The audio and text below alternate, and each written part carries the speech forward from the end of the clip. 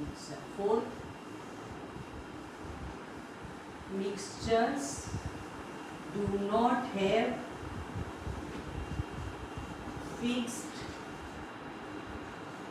melting or boiling point. Mixture का melting and boiling point कैसे समझाएंगे? समझो पहले। Milk is a mixture of fat, protein etcetera in water. Fat, protein, carbohydrate in water. अब क्या होता है, मिल्क में जैसे जैसे पानी ज़्यादा होता जाता है वैसे वैसे उसका बॉइलिंग पॉइंट भी ज़्यादा होता है। मिल्क अगर प्योर मिल्क है तो वो कम टेम्परेचर पर बॉईल होगा। अगर मिल्क में वाटर ऐड कर दिया जाए तो उसका बॉइलिंग पॉइंट इंक्रीज हो जाता है। क्यों? क्योंकि कॉन्स्टिट्यूएंट्स जो होते हैं वो क्या हो जाते हैं, रेयर हो जाते हैं, डाइल्यूट हो जाते हैं। और सॉल्यूशन जब डाइल्यूट हो जाता है तो उसका बॉइलिंग पॉइंट कम हो जाता है। तो जो प्योर कंपोनेंट है उसका बॉइलिंग पॉइंट ज़्यादा होता है, जो मिक्सचर है उसका बॉइलिंग पॉइंट, प्योर कंपोनेंट का बॉइलिंग पॉइंट कम होता है, जो मिक्सचर है उसका बॉइलिंग पॉइंट ज़्यादा होता है। अब हम एक एग्जांपल और लेते हैं। हमने वाटर लिया, वाटर को हीट किया, वाटर बॉईल होने लगा। जैसे ही वाटर बॉईल होने लगा तुमने उसमें शुगर डाल दी, बॉइलिंग रुक जाती है। थोड़ी देर बाद फिर वो बॉईल होना स्टार्ट होता है। क्यों? क्योंकि शुगर डालने पर वाटर का बॉइलिंग पॉइंट चेंज हो जाता है। तो depending upon the amount of sugar, जो सॉल्यूशन है वो कितनी देर में बॉईल होगा उस पर डिपेंड करता है। इसका मतलब उसका बॉइलिंग पॉइंट चेंज हो जाता है अलग अलग प्रोपोर्शन के हिसाब से। तो बॉइलिंग पॉइंट ऑफ और melting point of mixture depends on the proportion of the constituents. Then fifth is heat is neither evolved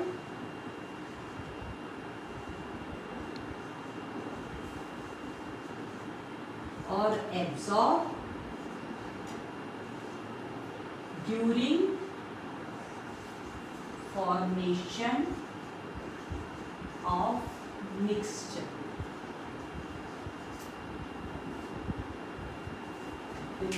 heat ना तो इवॉल्व होती है ना एब्जॉर्ब होती है मिक्सर बनते टाइम। अब यहाँ पर हम उनको थोड़ी सी चीज़ें डिटेल। जब कभी भी किसी रिएक्शन में हीट इवॉल्व होती है तो जो कॉन्स्टिट्यूएंट्स हैं उनका टेम्परेचर इंक्रीज हो जाता है। ये रिएक्शन कहलाती है exothermic reaction. When heat is evolved during the reaction, then reaction is known as exothermic reaction. When heat is absorbed during the reaction, reaction is known as endothermic reaction.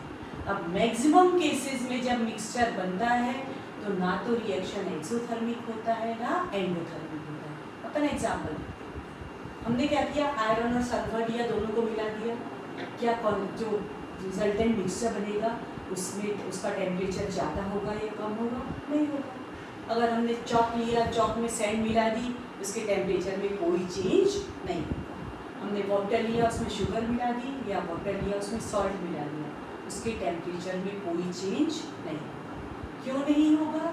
क्योंकि heat ना तो evolve हो रही है ना absorb हो रही है। We can say that formation of mixture is neither exothermic reaction nor endothermic reaction. Heat is neither evolved nor absorbed during the formation of mixture. Then last point, mixtures may be heterogeneous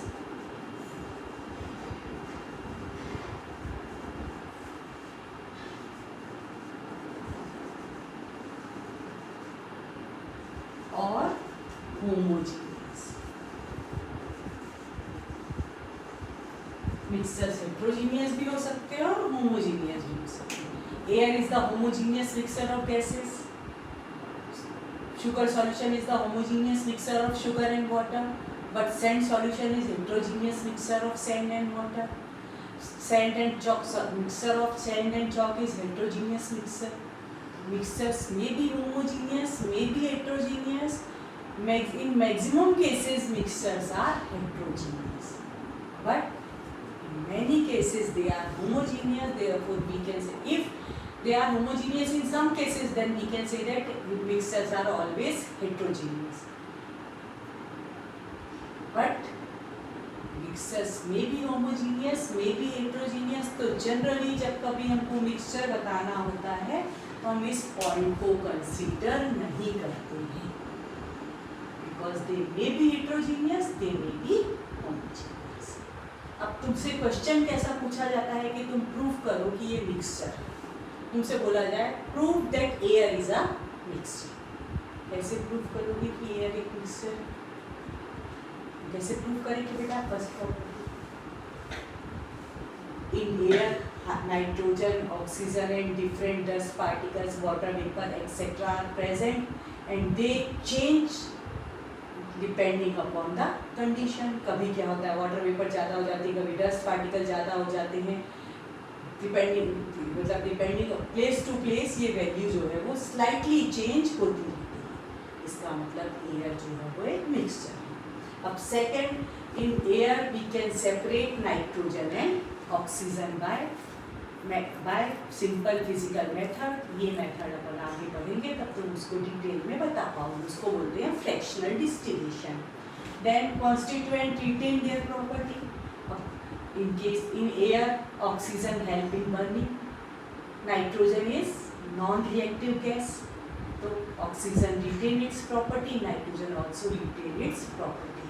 oxygen help in burning and nitrogen remain non-reactive or inert. Then mixtures do not have fixed melting and boiling point. Total mixtures do not have fixed melting and boiling point. Air का melting point और boiling point fix नहीं होता, उसके constituent का melting and boiling point fix है, but उसके air का total mixture का boiling and melting point fix नहीं। अगर हम इन सबको आयरन एंड सल्फर के बेस पर देखें तो भी बता सकते हैं, लेकिन तुमसे पूछा गया क्या है कि prove that air is a mixture, तो हमने तीन पॉइंट बता दिए। अब सपोज 3 मार्क्स में पूछा गया तो 3 पॉइंट ही बताएंगे, 4 पॉइंट में 5 मार्क्स में पूछा गया तो 5 पॉइंट बताएंगे। ये वाला पॉइंट 5th पॉइंट भी ले लेंगे कि when we mix nitrogen and oxygen to form air, heat is neither evolved nor absorbed during the formation of air. Therefore, on the basis of above point, we can say that air is a mixture. समझ में आया बेटा? तो ये question हमसे 5 marks में भी पूछा जाता है, 3 मार्क्स में भी पूछा जाता है, बहुत इंपॉर्टेंट है। और उसके ये जो 6 पॉइंट्स हैं ये हम याद रखेंगे तो इसको हम यूज़ कर सकते हैं इसको कंपाउंड से डिस्टिंग्विश करने के लिए। ठीक है, तो अब अपन नेक्स्ट क्लास में कंपाउंड के बारे में पढ़ेंगे। और मेरे को लगता है नेक्स्ट क्लास तुम्हारी लास्ट क्लास होगी इस समर सेशन की, फिर जो भी क्लासेस चालू होंगी। तो नेक्स्ट क्लास में अपन कंपाउंड के बारे में डिटेल में पढ़ेंगे, उसके बाद मिक्सर कंपाउंड में डिफ्रेंसिएशन और सारी चीज़ें अपन